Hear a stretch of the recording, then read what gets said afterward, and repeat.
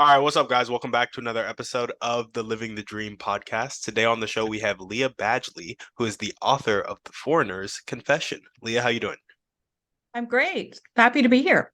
Happy to have you, and we like to jump right in. So if you could start with telling us a little bit more about yourself and what you like to do for fun, that'd be great. What do I like to do for fun? Probably my biggest um, bank expense for fun is traveling. Uh-huh. So I travel for my work, but I also travel for fun, which actually work and fun are the same things for me, thankfully. Yeah, so next week I'm flying to Belgrade, Serbia, and then we'll travel to Bosnia and Croatia. I get to go to Dubrovnik and see where Game of Thrones was filmed. But actually, I'm going there for other reasons. But it's yeah, so that's what I like to do is travel.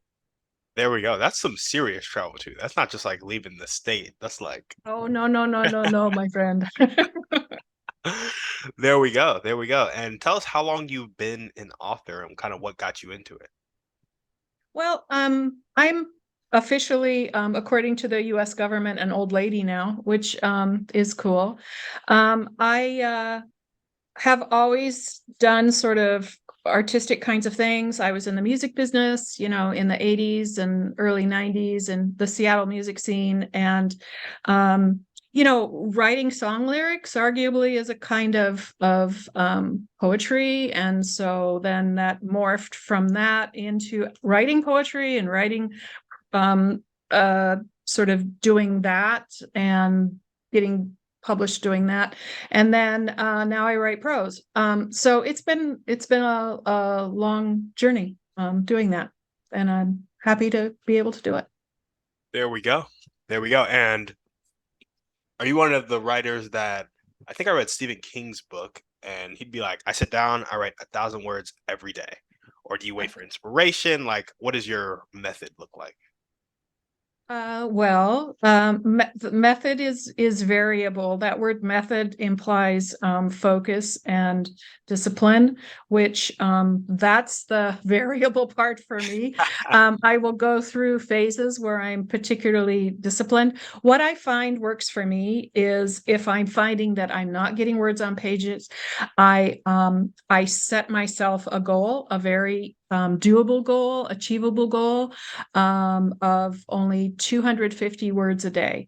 And what I find happens is when you like, I must do that, it's like, I have to drink, more water. I have to, walk up and down those stairs more, whatever it is that we really don't want to do, but we tell ourselves we have to do. Sometimes we find, or I find when I sit down to do those 250 words, it will become 500 words or more.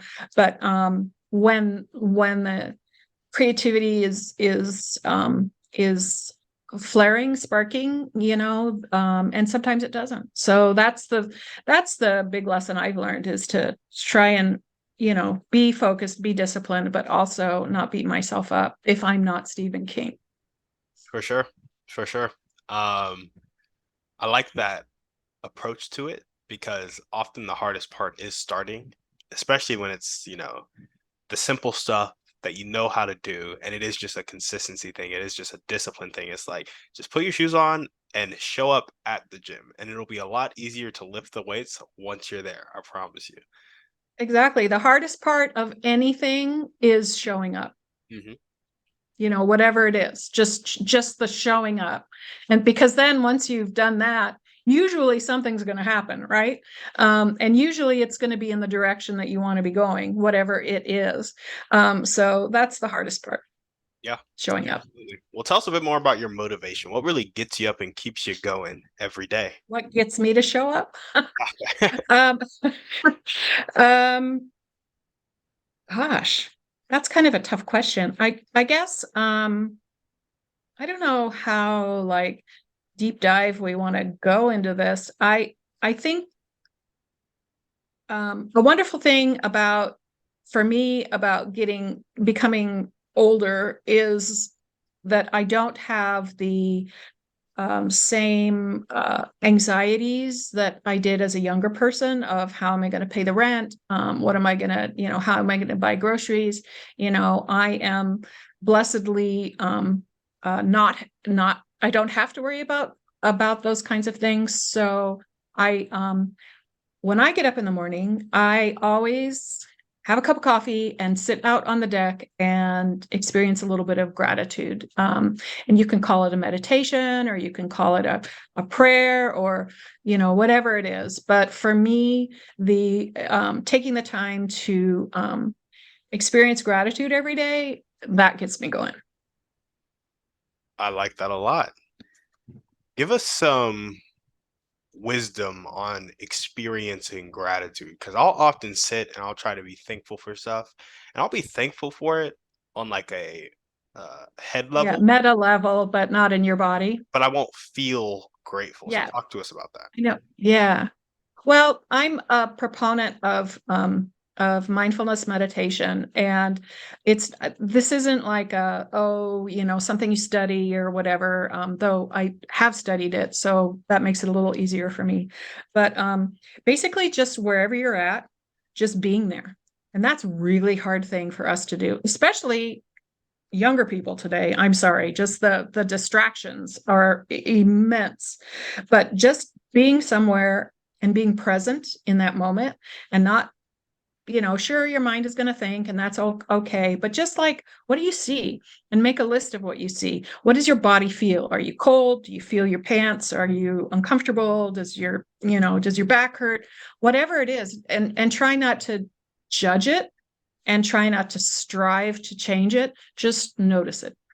And if you can do that for a good 5 minutes, I most people will experience this sort of relaxing in their body, and then you can bring up whatever it is you want to work on, be it gratitude or whatever.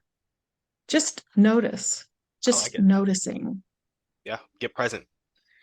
I read The Power of Now by Eckhart Tolle, and Oh, well, Tuol is the master, isn't he? Yeah. yeah, he is. He talked about just like a boss, and I was like, ooh, that sounds really awesome.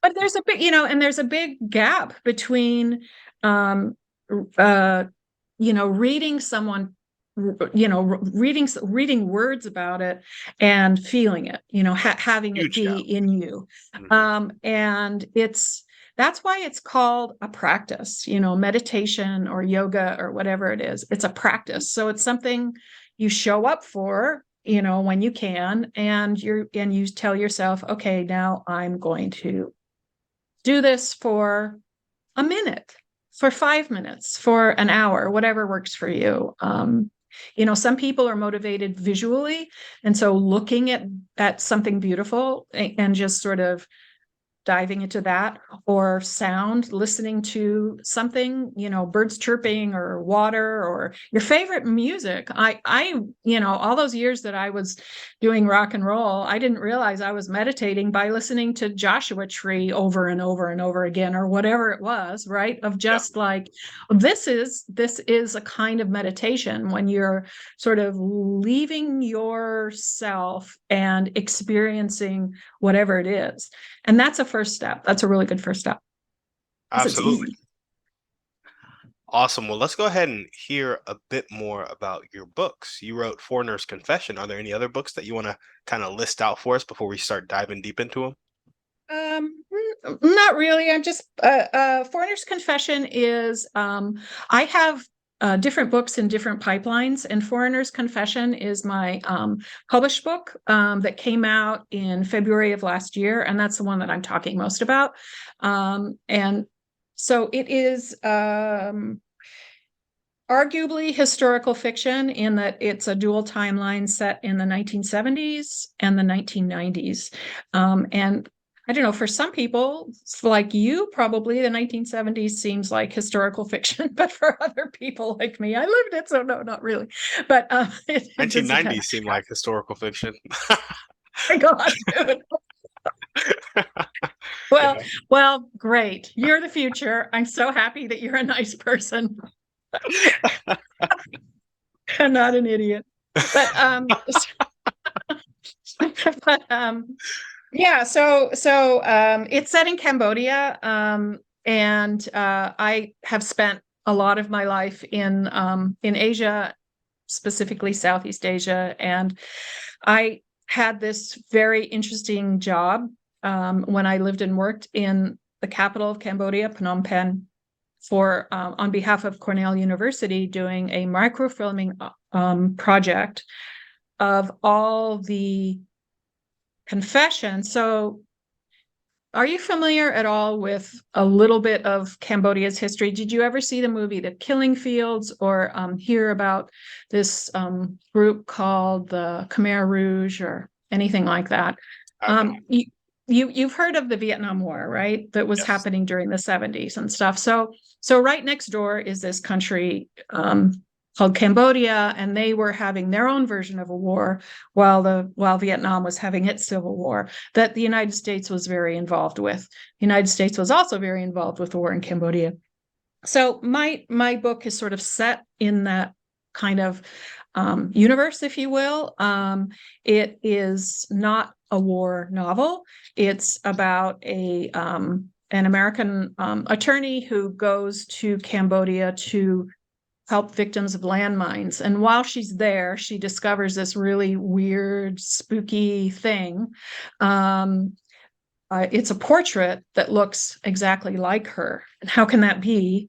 Because she's American, right? And anyway, so it's a mystery. There's a little bit of sort of woo-woo, sort of supernatural stuff, but it's also a good book for people who've never been to Cambodia and have no idea what it's like and who want to know what it would be like. So you can sit in your armchair and read this book and get spoon-fed a little bit of geopolitical history, but at the same time visiting a country you might not otherwise go to. There we go. I like that a lot. Tell us about the dreams and goals you have for the book. What's the vision you have for it and your life? If you want to add some more stuff in there. Wow, golly, that's big. Um, I so for the book, that's easier. Um, I would love this to be the first in this sort of realm of writing novels that okay, here's an exact visual. Here's my dream. I would love to one day go to the airport and see in one of those, shops in the airport, that sell water and Rolaids and magazines and books. I would love to see my book in a pile on the table. So that to me would be success. Mm, Um, to I don't know, it's kind of a weird dream, but that's my dream. I doubt that will happen for this book, but hopefully the next. So we'll see. I got you. Which airport would you want to see it at? Doesn't matter. Ooh. Oh gosh. Um, well, it would probably have to be an English speaking airport at this point, unless it gets translated. So let's just say let's say SeaTac, the Seattle airport. That's my airport. I've flown in and out of there like hundreds of times. That would be my dream. I love it. Going to the Seattle airport and seeing The Foreigner's Confession or one of your next books in a pile on the table. Yep, that would do it for me. I That got you. would make me good. But then we well, not always, but sometimes we achieve benchmarks, that we set for ourselves, goals that we set for ourselves, and then we like, oh wait, I'm zooming on past that. I got something else in mind, so that's kind of a wonderful thing. Yeah. Um, what does it take to get your book on the table in an airport bookstore? It takes a lot of work. It takes a lot of for marketing. This book is self-published. I'm hoping to get a traditional publisher for the next one, but the thing about publishing now in this day and age is that regardless of, except if you're Stephen King and I think less than 10% of authors who make money as writing, in traditional publishing. Majority of authors, even if you have your, traditionally published, by traditionally published, I mean, one of the 4 or 5 big publishing companies, publishing houses, majority don't make any money at all, and sell less than 1,000 books. Mm. Isn't that crazy? Yeah. So self-publishing has sort of exploded, what with technology and social media and all the ways that people can be their own marketing machines or marketing agencies. So self-publish, it's a great time to be an author, to be a self-published author. But that means a whole new set of learning literacy in new media, of social media, and do I have to learn how to make TikToks? I mean, all of that is so learning all of that is a bit of a challenge. But now I've lost track of what the original question was. But I think that it is an interesting time to be a writer. I encourage people to do the work, to attend the workshops. The silver lining of the pandemic was that many of these writer workshops and things are virtual or hybrid, so that I can be attend a workshop in Texas without having to actually fly there. I love that, and I love the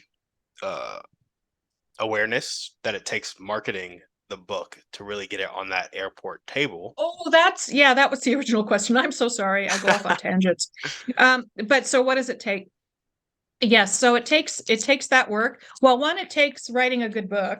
And arguably they don't have to be War and Peace, Tolstoy, but it does need to be good enough. And figuring out what good enough is and being able to do that does take work. So it takes that work, but getting to go the traditional publishing route, to get a publisher, you have to first get an agent. And finding an agent, on average, takes 3 to 5 years. Can take more, can take less, usually doesn't take less. Then that agent has to sell your book to a publisher. That can take 3 to 10 years. So for someone my age, that's too long. I'm and as I said earlier, consider myself blessed that I have a partner who is willing to subsidize my potentially expensive hobby. So it does take a lot. It is very expensive to publish a book. And when you self-publish, you incur all those expenses. So the good thing about getting a publisher is they incur those expenses, but the chances, it's kind of like playing the lottery. Mm. Yeah. So how many people do you think would need to buy your book so it gets the notoriety it would need to get on the table? You ask really good questions. So there's that path of how many, and then there's the path of who. So okay. if I sell, obviously if I sell 100,000 books, it's going to get attention. But if Oprah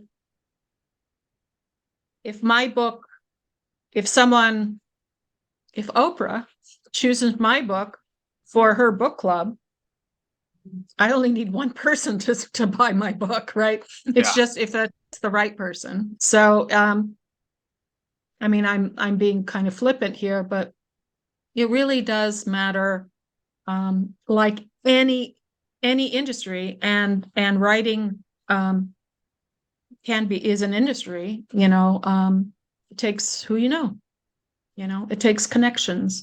And so putting yourself out there, and that's really hard, because I think every writer I've ever met, including myself, is naturally an introvert. And it's really painful to be out in the world going, hey, look at me. I'm a writer. Let's talk about my book. Thank you for giving me this platform to do it today, Tim. Yeah. Because this is relatively painless because I'm just seeing you on a screen. But if I go to a book fair or I knock on the door of a bookshop and say, please, ma'am, please, sir, will you carry my book? That's hard to do. So you have to get over yourself pretty quickly to do it. Hopefully, I'm figuring that out. I gotcha. I gotcha. So there is the sell 100,000 copies route, and then there's the who you know route. And Oprah may be a big goal, but who are some other people in addition to Oprah that would also kind of take your book closer to getting on that table? I think there are definitely influencers out there, and this is a term that is, if someone had said the word influencer to me 5 years ago, I would have thought it meant something very different. So that just shows how quickly our culture is changing, that the language is changing faster and faster. Um, so uh, I I don't know. Do you?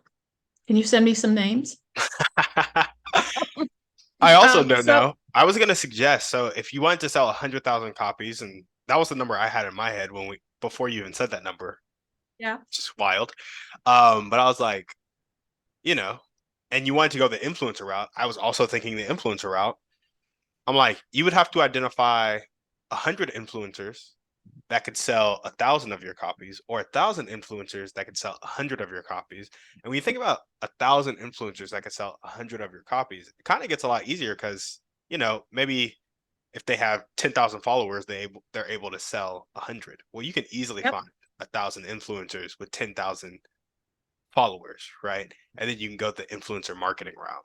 I love how you're breaking this down, because have you ever heard the phrase, how do you eat an elephant? It's one Uh bite huh. at a time, Yep. right? So exactly, doing that. But but I did so I don't mean to be resistant to your suggestion, because it's absolutely correct. And I just have to get off my fat butt and try and do that. But influencers are,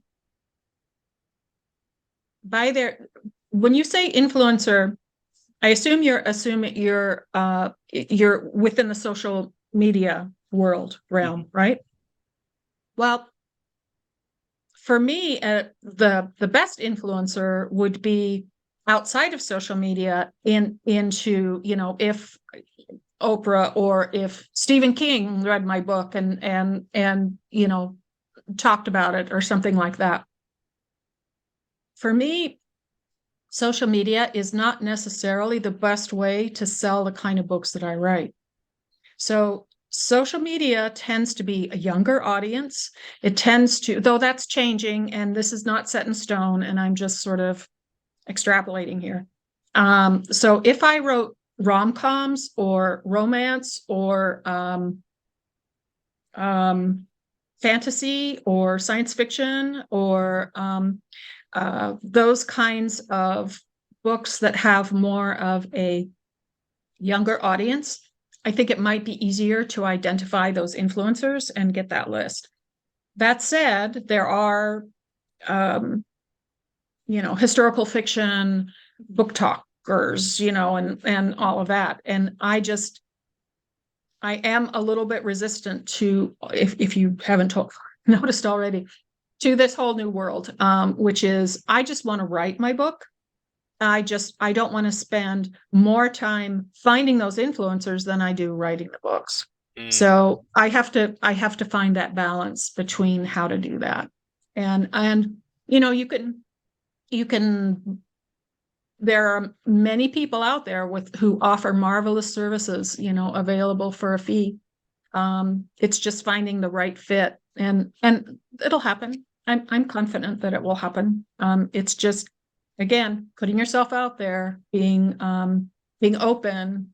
So Yeah, absolutely. I was gonna say that's a good point on your target audience, not necessarily following people on TikTok. yeah.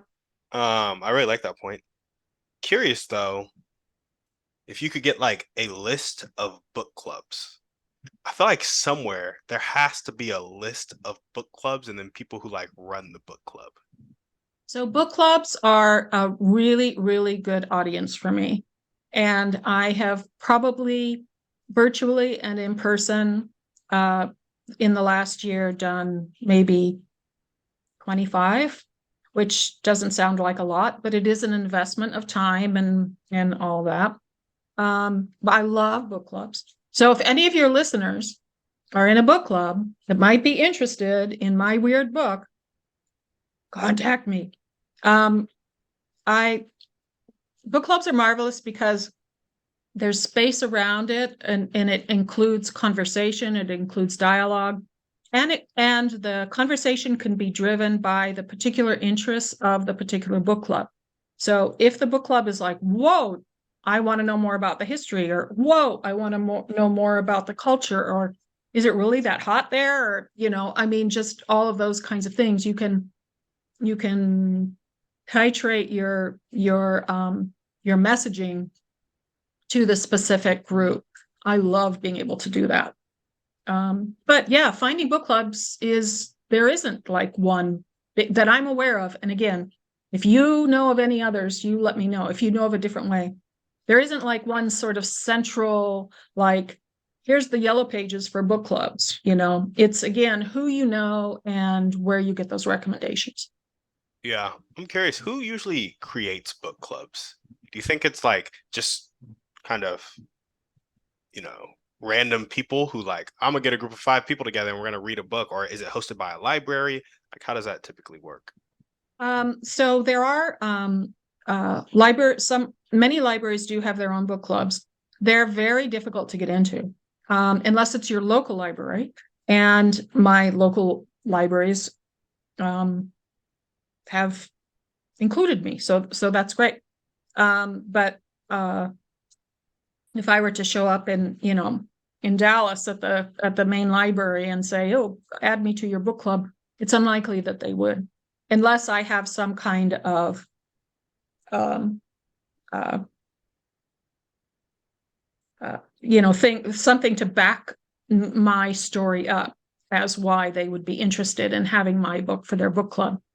And that can be a lot of different reasons. But again, it gets down to researching and doing all of that. So, you can spend 20 hours trying to find a library that would be perfect, for one's book, and then they may or may not take it. So it's like, figuring out the investment of time for the reward of. But that's so back to who has book clubs. And I'm going to make a huge generalization here that there are women of a certain age who like to get together and drink wine. Mm. So sorry, it's probably noisy in your end. So that's been of the 25 or so personal book clubs. Now I do writer events at bookstores, and that's a whole different kind of scenario. If a independent bookshop, often they won't have the resources, again, unless you have a personal connection or some reason for them to think otherwise. They're probably not going to actually carry your book. But if you can say, hey, I'm going to show up and do an event and bring people in. Independent bookstores, we need our love so much. The Amazon and Barnes and Noble and all of that are so very convenient, but our local independent bookstore, who, by the way, you can support by shopping on bookshop.org. You can plug in, you can get your new book as if it's coming from Amazon, but it's coming from a different company. And you can plug in whatever the independent bookstore you want to support with the sale of your book, and or the book that with the purchase, with your purchase, a percentage of that will go to the independent bookstore. Really encourage people. A lot of people don't know about it, so we don't always have to support the empire. I'm not going to say anything bad, but anyway. I got you. I got you. Have you ever thought about like colleges that have like a history course in around Cambodia or something like that? I think I need to hire you, Tim, as like sort of this like coach and all the developing these ideas. That's a great idea. Again, calling them, finding the right person, doing the research, all of that kind of stuff. And in my experience, I do have an academic background. Academics are a little sort of put their nose up at fiction a Yeah, little bit, and unless it's you know, anyway, you see what I'm saying. I get you. So but great idea. I'm making notes.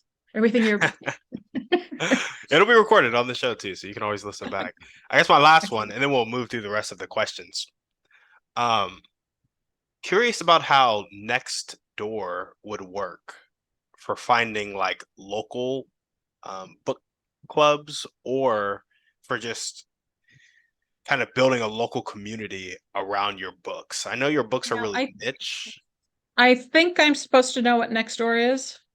Oh, Next Door is it's kind of like the social media for neighborhoods. And so if you get on That's Next what I Door, thought. Yep. mhm, Okay. you'll find a bunch of neighbors posting stuff, but a lot of small businesses will also go to advertise on Nextdoor. And so people who want to support local businesses or people doing cool things that are local, they'll get on Nextdoor and they'll see those ads and they're more likely to convert because those people like local stuff.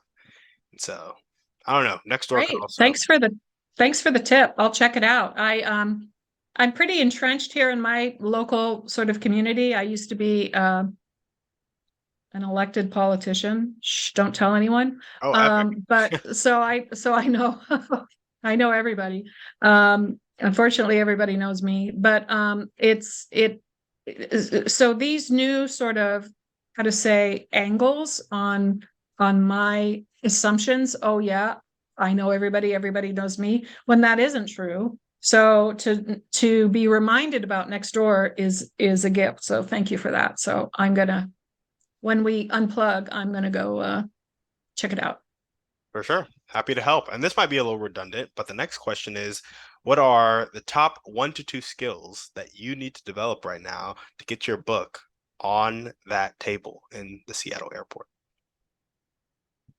Well, social media. I mean, I Yeah. obviously, I need the skills. Yeah, I'd say that I'm getting more and more adept as time passes. I'm definitely far from where I was even a year ago, but my voice went, Yeah. even thinking about this is all painful. But so social media for sure. I think that I would always want to be getting better as a writer. And so that's a skill. So Gotcha, my gotcha. writerly chops. And what are the highest impact daily actions that are going to tick the needle forward towards this dream and goal? Well, writing every day. Doing a little bit of the research that I'm doing, not being so afraid to. So, for example, I've started now really posting regularly on my social media platform. I'm on Facebook. I have author pages on Facebook and Instagram because I can't be everywhere. At this point, it's all overwhelming. Yep. So I have started posting more regularly. I have learned how to post posts for future, schedule posts for future.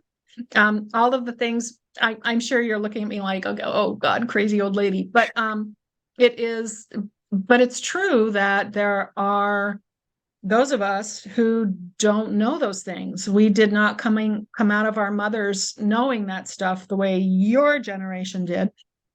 So it's sorry, I'm sounding like whiny here. I don't mean to do that, but I think that there are opportunities to stay fresh in whatever it is that you do, and figuring out how to do that is part of what would push that needle forward. So staying fresh, whatever that means, to your listener. Yeah, I know what it means to me. there we go. And what is one character trait that you need to develop to make this dream come true? Um, Character trait. I think I need to be maybe more ambitious, more assertive. It's I I'm just in a good place in my life in general, and happy to be here, you know. And so I guess I need to figure out once and for all, is this something that I want to become famous for, or do I want to have it completely support me? Do I want it to pay the mortgage? Do I want it to make a car payment? Do I want it to pay for my next trip? Or do I just want to do it for the love of it? I mean, there are all those different sort of levels of what does success mean, and benchmarks for that. And that needle is constantly moving. So I guess I need to once and for all decide, do I really want to be a crazy ambitious person about this or not? Yeah, yeah. And where are you on the spectrum right now leaning towards? Crazy I, ambition or less I'm less so? I think I'm in the middle. I think I'm in the middle. I It's really easy to uh think, oh, I really to talk yourself out of wanting something too badly because you expect you're going to be disappointed. So you kind of have to manage that disappointment by saying, yeah, I want it, but not that badly.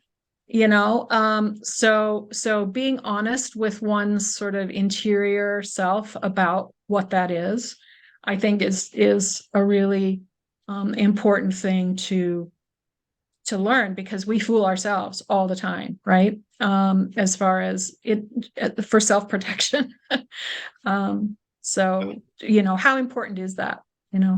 Are we fooling ourselves or just the neighbors? 100%. Yeah, no, I completely relate to that. Just curious, if it wasn't for the potential of disappointment, would you be more on the ambitious side of it, the spectrum, or would you still be in the middle? I think I'd still be in the middle. I think I would just have a different relationship with the middle, if Oh, that makes any sense. are you able to elaborate? Because in my head, it's weird to wrap my Right. head around that. Gotcha. I think it would make me have less self-talk about, um, do you really want to do that? Or is that really going to be worth your time? I think that as we discussed earlier in this conversation, I talked about how, yes, that's a good idea, but do I want to do the cost benefit analysis with the time spent to do that and the reward that I would get from doing that? So is that me telling myself, no, I don't want to do that because they'll say no? Those universities or those bookstores or those influencers will say no to me. I don't really know. I have to sort of figure that out. I'm being completely, open here. I appreciate it. Yeah, no, we that's what we have the podcast for. We like talking through these things with people. Well, if there were one or two people that you could meet right now, and that could be a specific person or a type of person, and they'd really help you take that next step, who would that person be and how would they help you? Well, I guess I need an influencer. Yeah. Miss Oprah, hey. Uh, no, I think what I need is I need an assistant. I hate that word assistant, but I need a partner, a, a paid partner to help me with all of this stuff that is that gets who I am and where my lapses are in knowledge, and can support me with that. And that sounds like an easy thing. Oh, it should be so easy to hire someone to do that stuff. But in my, again, this is relatively limited. I haven't been in this place where I could consider hiring someone to do things for me, for the majority of my life. So to be able to be in that spot is like, again, it's a gift. Um, I, but finding that right person has proved difficult. So I would say that that would be the first thing. Um, Realistically, I can dream that I would meet that right influencer who would go, "Oh, wow. Yeah, you're the one. You're the one I've been waiting for," or whatever it is. Yeah, I gotcha. Well, now we're gonna take a step back from kind of the intensity on dreams and goals, and we're gonna jump into thriving three. So, what is your favorite book, movie, or podcast? Pick one. So I knew you were going to ask me this. And so it's, I'm sorry to say I'm not as familiar with podcasts as I should be, but this is something that, I mean, here we are. So thank you for the invitation. You're, I think, my fifth or sixth. So woo! There we go. I There's a guy who does a podcast called Bucket List, which is kind of cool. There's another one called I think I shared with you the anyway, let's not talk about podcasts because I'm going to get it wrong. But as far as books, one of my favorite writers is, for sort of suspense novels and such. His name is Chris Pavone, and he has a book out now called Two Nights in Lisbon, which is awesome. My favorite sort of literary writer is Lawrence Osborne. He has a number of books out. He's arguably my favorite writer. But I like old stuff too. Anyway, some of the old French, those people from the way before your parents were probably born. But anyway, Marguerite Duras or Simone de Beauvoir. Anyway, that's sort of my background is French literature. So deconstructionism. I got you. So, but yeah, Lawrence Osborne, awesome. He's he wrote a book called The Forgiven, which was recently released and made into a movie with Jessica Chastain and Ralph Fiennes. It's set in Morocco. It's pretty cool. If anyone gets a chance to see it, definitely read the book though. Yeah, sounds cool. Awesome. What is one way you like to take care of yourself? Sleep. How many hours per night? It's harder and harder to certainly. It's never continuous. I don't think I've slept more than 5 hours continuously for, I don't know, maybe 20 years. But I being able to just sort of, if I am sort of in a nice place, I mean, 8 hours, 8 to 10 hours would be awesome. Mm, But I also like, being in nature and taking walks and sunsets on beaches, all the normal stuff. yeah, yeah, I got you. I get too bored to sleep, which I know sounds so strange. But I think it's like sometimes the day can just be such a grind, even if it's stuff that I like doing. Like I had three podcasts today. You're the first of three. It's like by the end of that third podcast, it was just kind of a grind. Even though I love talking to people about their dreams and goals, I'm also an introvert. And so I like to retreat sometimes. But yeah, and so So what do you do when you retreat? What does retreat mean for you? really it comes down to either some pretty competitive sports of like where I can just embrace a simpler nature. Like I'm not engaging like intellectually or um, you know, Like I what, like football, basketball? I mean, is that kind basketball of and what you're talking? volleyball, Nice. Yeah. Okay. basketball and volleyball, or I just like to walk without my phone and just like think. But I don't want it to be one of those walks where I'm thinking about I'm uh supposed to be thinking. yeah, like I don't want to be focused on like a bunch of financial freedom stuff or like making the podcast better or getting this source of revenue going. I just want to be just chilling. So is that why you do this? Is this your, sorry, no, I'm going to interview you. Is this your main income, No, being I a make no podcaster? money from this. You don't? No money yet. There's going to be a business on Yet. the back end as I market it better. Like I need to get better at my marketing. Really, it's not that I need to get better at marketing. It's that I need to do marketing. Like I need to put my money where my mouth is and do it.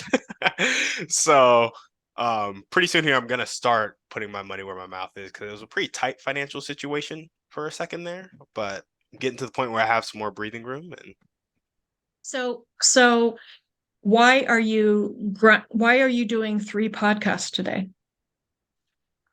uh, if you don't have to?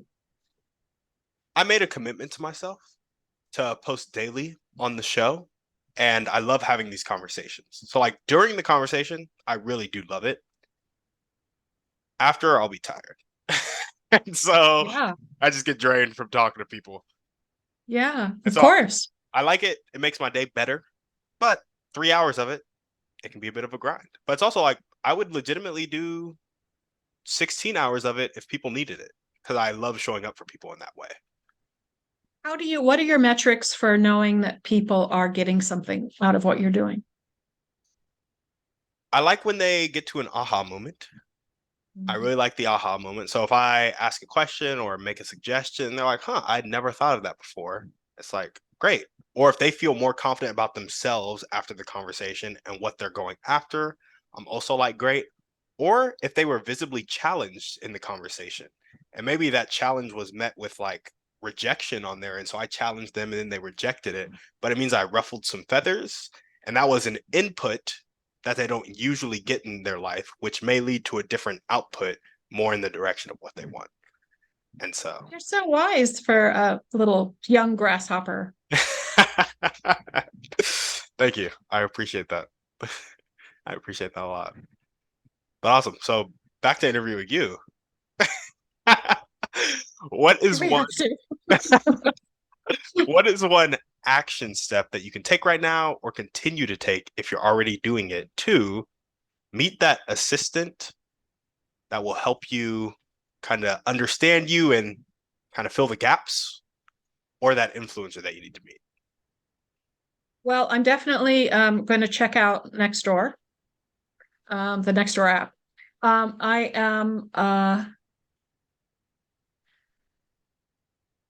I think I have tried to reach out to friends of friends to find the right person, and it just doesn't feel right. I am a person who really believes that for the most part, again, I've been very blessed in my life. The universe will put before me who I need when I need them. And maybe I'm not ready yet. Maybe I do need to get better. I need to learn more of what I know. You can't know what you don't know, right? So I need to learn more. So I'm still learning. So I have to be patient about that. But that's it. I don't know. Maybe I'm going to find that person on Nextdoor, or who knows? Maybe someone listening to this podcast is going to go, "You are so cool. I want to work with you." So we'll see. Facts. I love it. All right, we got our final series of questions now. And these can get a bit personal. So if you don't want to answer any of them, just say, I'm going to pass. And I'll be like, okay, cool. And we'll pass. Okay. All righty. What is one? Vodka. I'm sorry. What am I drinking right now? Oh, I'm joking. I'm joking. That was epic. That was funny. I appreciate that. What is one limiting belief that continues to pop up in your life, if any? That I'm not good enough. We all have that. Well, and we all should have that in some degree. Yeah. Um, I live with a disability. So fear, Hmm. fear that I'm going to fall that when I walk down the street. I mean, it's that physical, that visceral. So yeah, fear. And fear that I'm not good enough for whatever that means. I gotcha. I I gotcha. can give you some more. Is we, that we enough? we can stick with those. We can stick with those. Okay. If you were to change your limiting belief into an abundant phrase that really speaks to your heart in the way you need to hear it, what would that phrase be? Wow.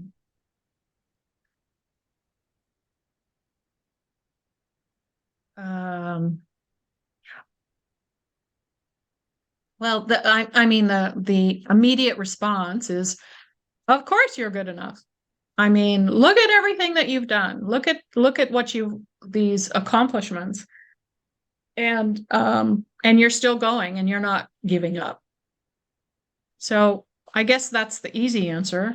A more sort of profound answer, I don't know. I think it would have to come from outside me for me to really hear it, Hmm. because we often don't hear what we tell ourselves. We hear what someone outside tells us, right? And Yep. and usually what resonates and lingers is the negative.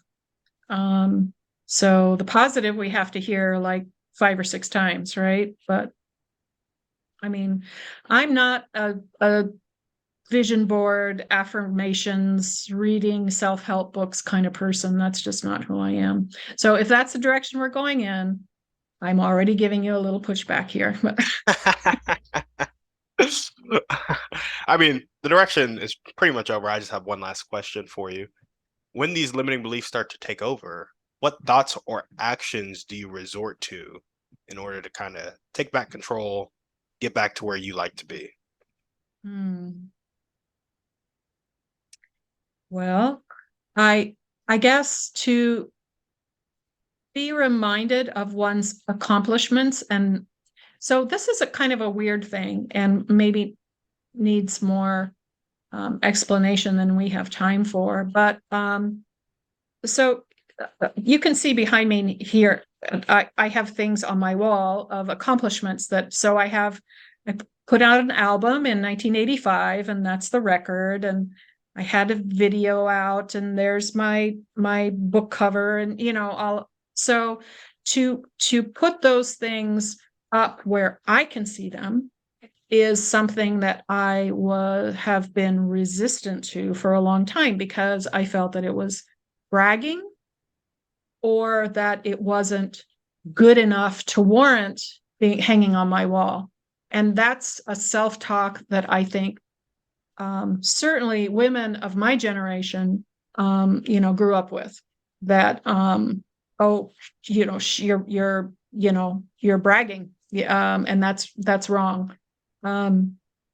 So for me now to reach a point where I can look at those things hanging on my wall and feel proud of them, I think I need to keep on that path.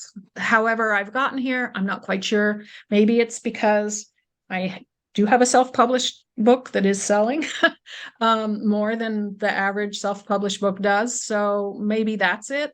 But that's an outside metric. There's also internal metrics that we use, and sort of So that gratitude that we started all of this with, every morning, my cup of coffee and gratitude, that's done wonders for me. Yeah, yeah. And we actually have one last question for you. I forget to write it down, but we do have one more. Okay. What is your favorite belief about yourself? About myself. Um, hmm. I'm really interesting at a dinner party. Yeah, I have a lot to talk about. So that's a belief. That's not a fact, but that's my belief. yeah. So invite me to dinner. I love it. I love it. I really appreciate the fact that you brought up that recognizing your own accomplishments can be seen as bragging for a lot of people. And, especially for women in your generation, but I think young people grow up with it all the time where I see people who are really good at stuff. In fact, just the other day, I had a friend, she's been rock climbing for a year and she's better than the average person by far. And she just says that she's horrible at it. I'm like, no, you're not. You're better than me. And I'm a pretty athletic guy. If you're better than me, like, you're Yeah. doing really well. And so I just think it's important that people recognize their accomplishments, but not out of pride, out of that gratitude. Because pride can take over where it's like, I'm the best, nobody's better than me. And because of that, I'm Well, not going to listen to or love other people. And that's when it's like, oh, well, and digging into that sort of saying, oh, that you don't want to be boastful, but at the same time, is that really it, or is it because you don't want to be called out as being boastful? Maybe you're inside your heart, you're boastful.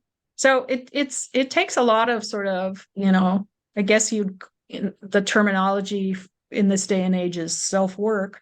But I think it just, introspection, as however that works for you, as far as, am I kidding myself? What do I really think? And if I'm not saying aloud what I really think, why not? Not that it's wrong to not say something aloud. I mean, if you're thinking horrible shit, then you shouldn't be saying it out loud, right? But if you're thinking it, but to know that difference and then sort of think about why is that difference, I think is a really kind of important thing to do, as we get older, or, if we want to be, human beings, in the world, living in community, we have to know how to relate to ourselves. If we can't relate to ourselves, how can we relate to our neighbors? for sure. 100%. Well, awesome. Lya, that's all we got for you. Is there anything else you want to chat about before we sign off? Thank you so much for the invitation. And I joined this new platform that I found you on, and so thank you so much. I joined, and then literally an hour later, you sent me the invitation, and I was so excited.